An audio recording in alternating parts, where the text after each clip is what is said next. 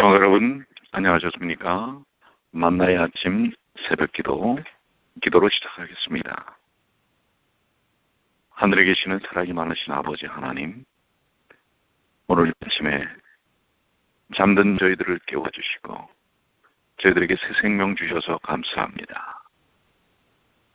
저희의 육신이 깨어나듯 저희의 영성도 깨어날 수 있도록 주여 도와 주시옵소서. 주님의 말씀을 통해 하나님의 생명의 능력을 공급받고 오늘 하루도 그리스도인으로서 그리스도를 드러내는 주님의 귀한 자녀들이 되게 하여 주시옵소서.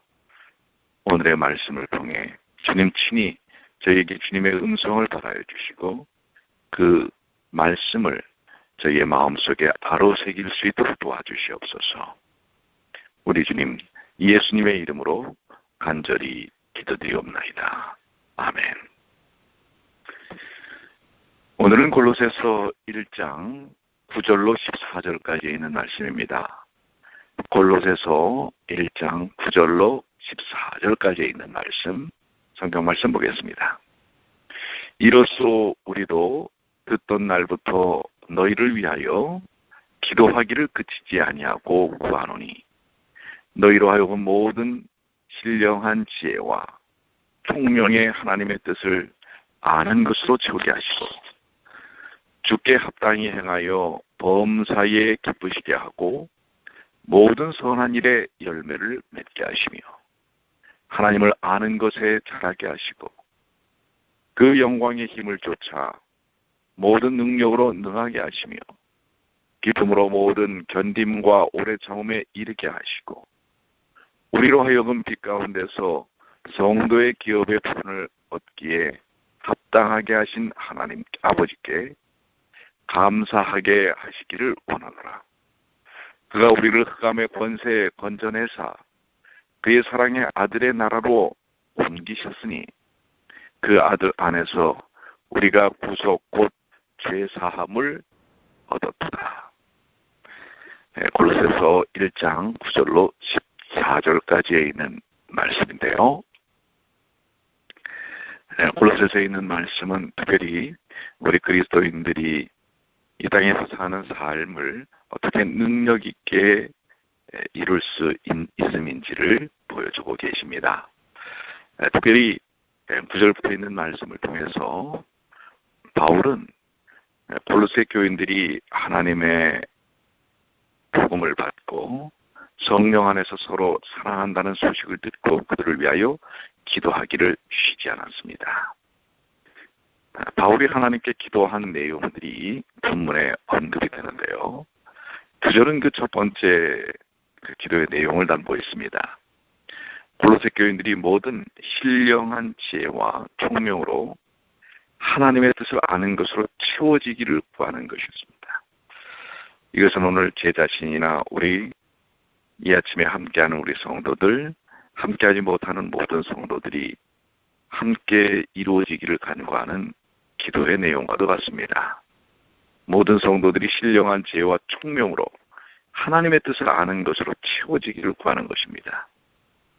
여기 안다라고 하는 말은 하나님의 뜻을 아는 것으로 할 때 이 안다라는 원어는 에피그노시스라는 말인데요. 확실한 지식과 깨달음을 가리키는 것입니다. 하나님의 뜻을 아는 것은 참으로 중요합니다.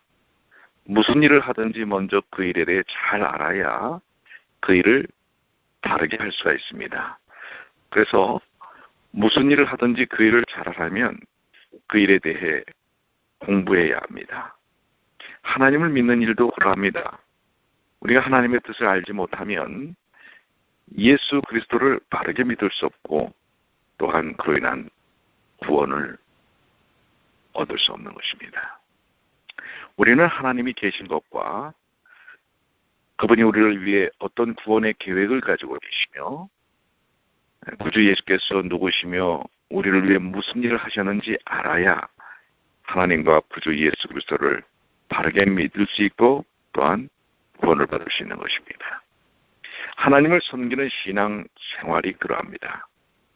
우리는 하나님께서 우리가 이 세상에서 무슨 일을 하며 살기를 원하시는지, 또한 그분이 무엇을 위해 우리를 구원하셨는지, 그리고 그분이 우리를 구원하신 후 왜 즉시로 우리를 하늘에 데려가시지 아니하시고 이 세상에 살게 내버려 두시는지, 이러한 일들에 대하여 알아야 합니다. 우리가 하나님의 뜻을 알지 못하고서는 이 세상을 바르게 살 수가 없습니다. 하나님의 뜻을 잘 알지 못하고 세상을 사는 사람들은 많은 시간을 허비하게 될 것입니다. 우리가 하나님을 알아야 바른 신앙생활을 할 수가 있습니다. 우리는 하나님의 뜻을 알 때 어느 한 부분만 아는 것으로 충분하지 않고 하나님의 모든 뜻을 알아야 합니다. 그래서 본문은 하나님의 뜻을 아는 것으로 채워져야 한다고 표현하고 있습니다. 사도행전 20장에 보면 사도 바울은 에베소 장로들에게 증거하기를, 사도행전 20장 20절 27절에 유익한 것은 무엇이든지 공중 앞에서와 각 집에서나 꺼리낌이 없이 너희에게 전하여 가르쳤다고 했고, 또 내가 꺼리지 않고 하나님의 뜻을 다 너희에게 전하였다고 말하고 있습니다. 그러므로 우리는 하나님의 뜻을 완전히 알기를 힘써야 합니다. 그런데 사람이 하나님의 뜻을 깨달으려면 영적인 지혜와 총명이 필요합니다. 하나님의 뜻은 세상적 지혜로 알 수 있는 것이 아닙니다. 하나님의 뜻은 오직 성령께서 주시는 지혜와 총명으로 알 수 있습니다. 그러므로 우리는 사도 바울이 기도한 것처럼 하나님께서 우리에게 모든 지혜와 총명, 곧 충만한 지혜와 총명을 주셔서 하나님의 모든 뜻을 충만하게 깨닫게 하시기를 기도해야 할 것입니다. 10절의 말씀은 주께 합당히 행하여 범사에 기쁘시게 하고 모든 선한 일의 열매를 맺게 하시며 하나님을 아는 것에 자라게 하시며 하나님을 아는 것에 자라게 하시며. 사도 바울의 기도의 두 번째 내용은 행위에 관한 것입니다. 그것은 골로새 교인들이 주께 합당히 행하기를 원하는 것인데요. 우리가 하나님의 뜻을 바로 알게 될 때 하나님께 합당히 행하게 될 것입니다. 무엇이 하나님께 합당한 행위인가? 우리가 하나님의 뜻대로 행하는 것이 그러합니다. 하나님께서는 자기 형상으로 창조함을 받은 우리들이 하나님께 합당하게 살기를 원하십니다. 특히 우리가 구원을 받은 것은 하나님께 합당하게 살게 하기 위함입니다. 우리가 하나님의 뜻을 알아야 하는 이유도 우리가 하나님께 합당하게 행하기 위해서입니다. 우리가 성경을 읽고 배우며 하나님의 뜻을 알기를 원하는 것은 오직 우리가 그 뜻대로 행하기 위해서입니다. 행위로 나타나지 않는 지식은 소용이 없습니다. 지식은 그 자체의 가치가 있다기보다 그 지식을 통해 하나님께 영광을 돌리고 하나님께 합당히 행하는 데 가치가 있는 것입니다. 우리가 하나님께 합당하게 행할 때 하나님께서는 기뻐하실 것입니다. 그러나 우리가 하나님께 합당하게 행하지 않을 때 하나님은 근심할 것이며, 우리가 계속 굴하다면 하나님께서 우리를 향하여 펼치셨던 그 사랑의 은혜가 사라지고 마는 것입니다. 하나님이 없이 하시는 것이 아니라 우리 자신이 그것을 버리게 되는 것입니다. 그래서 사도 바울은 우리에게 주님의 뜻을 통하여 합당하게 행하는 것이 얼마나 중요한 것인지, 하나님을 범사에 그리고 온전히 기뻐하시게 하는 것, 이것이 우리의 생활의 목표가 되어야 한다고 이야기하고 있는 것입니다. 이와 같이 하나님께 합당하게 행하고 그분을 기쁘시게 하는 행위는 다른 말로 모든 선한 일의 열매를 맺는 것입니다. 하나님은 선하시며 그분의 명령은 인간의 행복과 유익을 위하지 않은 것이 하나도 없습니다. 악은 피조물에게서 나왔지 하나님의 속성이 아닙니다. 또한 하나님께서는 우리가 세상에 사는 동안 모든 선한 일의 열매 맺기를 원하신다는 사실입니다. 성경의 요지는 모든 죄인들이 회개하고 예수를 믿어 구원을 받는 것과 구원받은 자들이 이제는 경건하고 거룩하고 선하게 살라는 것입니다.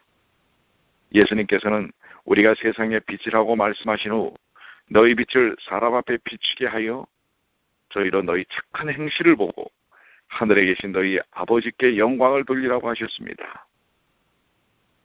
성경은 선행에 대해 많이 가르쳤는데 특히 디도서에서 강조되고 있는 것을 볼 수가 있습니다.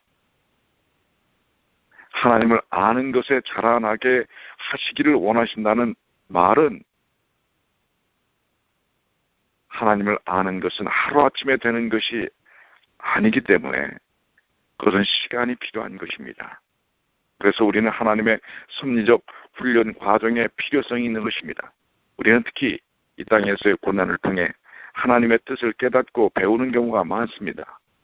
그래서 시편 기자는 고백하기를 고난당한 것이 내게 유익이라 이로 인하여 내가 주의 윤례를 배우게 되었나이다. 우리의 신앙생활은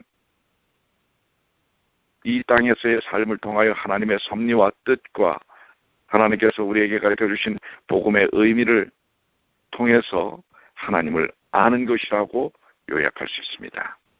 하나님을 더 많이, 더 확실하게, 더 깊이 아는 것이 신앙의 성장이라고 말할 수 있는 것입니다. 우리 모두는 하나님을 아는 지식에 있어서 점점 자라서 충만한 자리에 이르러야 합니다. 베드로후서 3장 18절은 오직 우리 주 곧 구주 예수 그리스도의 은혜와 저를 아는 지식에서 자라가라고 말씀하고 있습니다. 오늘 우리는 하나님을 아는 지식에서 그 지식이 또한 삶을 통해 적용되는 일을 통해 주님 안에서 성장하는 삶이 필요한 것입니다.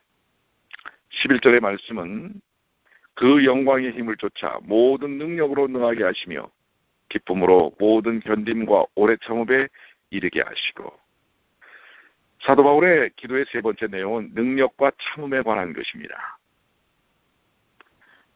그는 골로새 교인들이 능력 있는 자들이 되기를 기원하였습니다.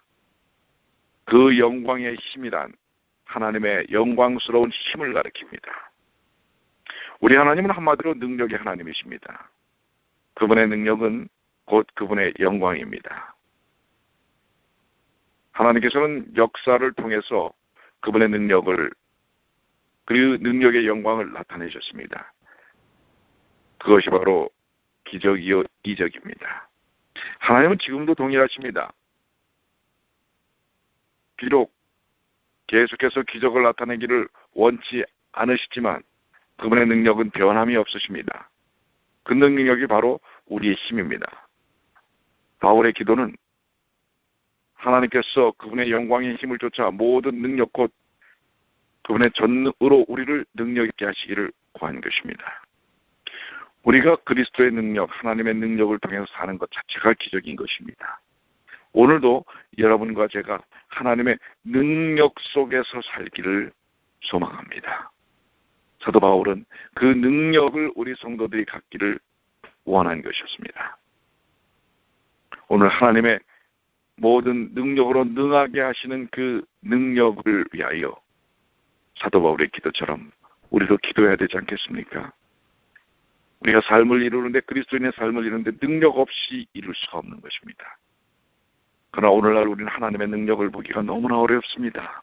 우리의 삶 속에서 하나님의 능력이 드러나는 일들이 참으로 쉽지 않은 것입니다. 왜일까요? 우리가 기도하지 않고 회개하지 않고 주님께 다가서지 않기 때문에 그렇습니다. 하나님은 여전히 오늘 우리에게 그 능력을 보여주기를 원하십니다. 12절의 말씀은 우리로 하여금 빛 가운데서 성도의 기업의 부분을 얻기에 합당하게 하신 아버지께 감사하기를 원하노라.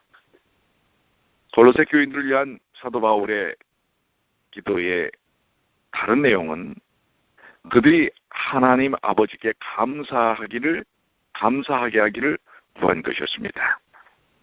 하나님 아버지께 감사드려야 할 이유는 우리로 하여금 빛 가운데서 성도의 기업의 부분을 얻기에 합당하게 하신 아버지라는 표현에 드러나 있습니다. 하나님 아버지께서는 우리로 빛 가운데서 성도의 기업을 얻기에 합당하게 하셨습니다. 어두움은 무지와 부도덕과 죽음을 가리킵니다. 그것은 현재 세상과 장차 이 땅에 올 심판의 모습입니다. 그러나 빛은 지식과 거룩과 의와 생명을 가리킵니다. 그것은 현재 그리스도를 믿고 따르는 여러분과 그 믿음의 성도들이 모인 교회에서 나타나야 할 모습입니다. 성도의 기업은 하늘을 가리킵니다. 로마서 8장 17절에 우리가 하나님의 자녀이므로 하나님의 후사 곧 상속자이며 장차 그리스도와 함께 영광의 기업을 상속받기 위해 현재 고난도 받아야 한다고 말씀하고 있습니다. 성도의 기업의 부분을 얻기라고 표현한 것은 성도의 기업을 우리만 얻는 것이 아니고 믿는 모든 사람들이 얻고 우리도 그 중에 한 부분을 얻게 될 것으로 표현하는 것입니다. 요한계시록 7장 9절에 보면 구원 얻는 무리는 각 나라와 족속과 백성과 방언에 속한 아무라도 셀 수 없는 큰 무리라고 표현되어 있습니다.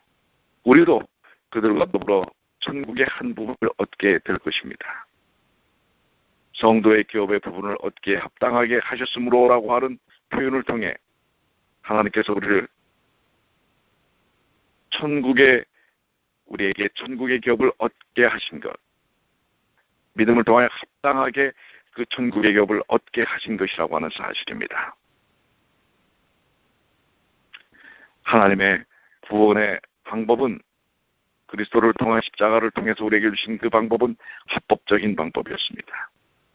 하나님의 구원의 방법은 법적으로 의롭고 정당하셨습니다. 바로 그것이 여러분과 저를 향하여 제공된 구원이었습니다. 13절은 그가 우리를 흑암의 권세에서 건져내사 그의 사랑의 아들의 나라로 옮기셨으니, 사도 바울은 하나님의 구원을 좀 더 설명하고 있습니다.